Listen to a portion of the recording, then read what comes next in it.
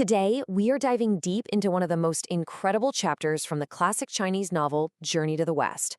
It's a story that's got it all: demons, deception, and a really tough question about the difference between what we see and what we believe. So let's meet the crew.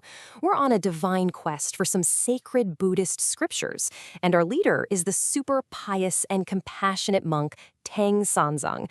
And his head of security? Well, that's the one and only Sun Wukong, the Monkey King. He's got unbelievable power, but let's just say he's not exactly known for his patience. And right away, this journey throws a huge dilemma at us, a question that's as frustrating as it is deep. What do you do when doing the right thing, the necessary thing, gets you punished by the very person you're trying to save? Okay, so picture this. Our pilgrims are trekking through these desolate, empty mountains. And here's the kicker. There's a rumor going around that anyone who eats the flesh of the monk, Tang Monk, will become immortal. So yeah, he's basically a walking, talking jackpot for any demon that might be hiding out. And speak of the devil, a demon does spot them. This is the white bone demon, and she is wicked smart.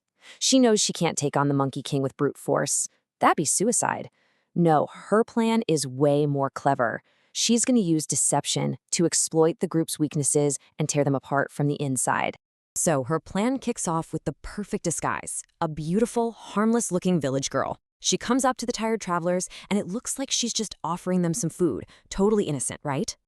And who falls for it? Hook, line, and sinker. Of course, it's the gluttonous, simple-minded disciple, Zhu Baji. He sees the girl and he is instantly captivated. He's seeing exactly what the demon wants him to see, totally clueless about the danger. But Sun Wukong, he's different. He's got these golden, fiery eyes that can see through any illusion, any disguise, you name it.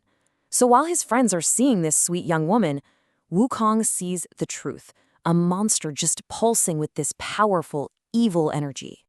So what does he do? Well, there's no time to talk it over. Without a single word of explanation, Wukong just leaps into action. He strikes the girl down with one swift, deadly blow from his magic staff. I mean, to anyone else watching, it looks like an absolutely shocking, brutal attack. And this right here is the absolute heart of the problem.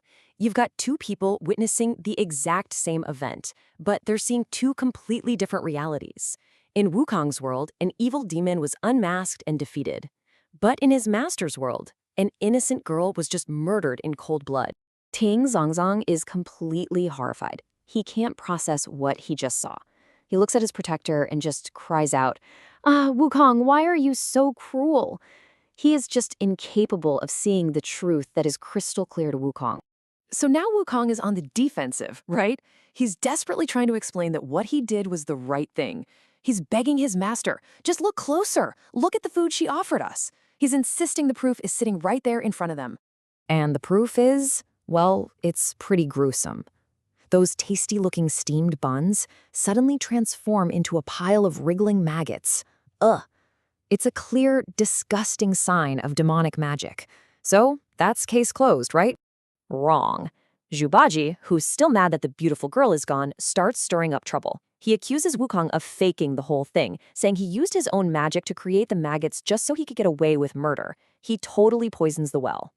And just like that, Baji's lie takes root. The master's own compassion, his inability to imagine such a cruel trick, makes him the perfect victim. And the trust between Sun Zong and his greatest protector, it just begins to shatter. Believing the illusion, believing the lie, Tang Monk turns to Wukong and says the most devastating thing he possibly could. "You unruly monkey, I don't want you anymore."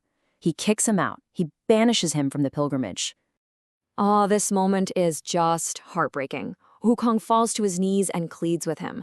He reminds his master, "You're the one who freed me. I was trapped under a mountain for 500 years, and you saved me." He's trying to repay that debt. But it's useless. His master's faith in him is completely gone. Now, eventually, Tang Monk does let Wukong stay, but the damage is already done. The white bone demon sees this huge crack in their relationship and gets ready for round two. This time, she appears as a crying 80-year-old woman pretending to look for her lost daughter. And guess who immediately backs up the demon's story? You got it, Zhu Baji. He runs to the master, all panicked, and says, "Master, it's bad. This old woman is here looking for her daughter."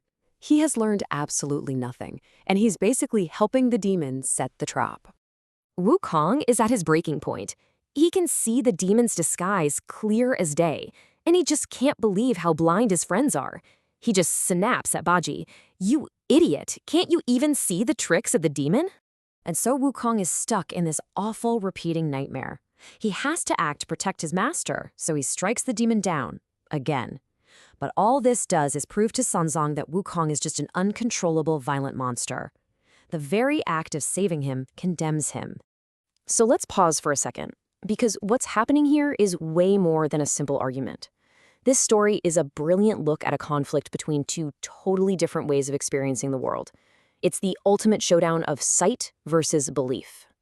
On the one hand, you have what we could call mortal blindness. This is Tang Sanzang, through and through. He only sees the surface, the pretty illusion the demon puts in front of him. And his greatest strength, his incredible compassion, actually becomes his tragic flaw because it makes him blind to any evil that's wearing an innocent disguise. And then, on the other hand, you have enlightened sight. That's Sun Wukong's special power. He sees the true nature of things, the reality hiding underneath. But here's the tragedy. That supernatural clarity, that ability to see what's real, is so foreign to everyone else that it just looks like senseless cruelty. And that's where we leave this part of the story, hanging on by a thread. The demon has played the master twice, and Wukong has been punished for saving him twice. So it leaves us with one critical question. Now that the bond of trust between them has been completely shattered, is there any way the protector can possibly save his master a third time?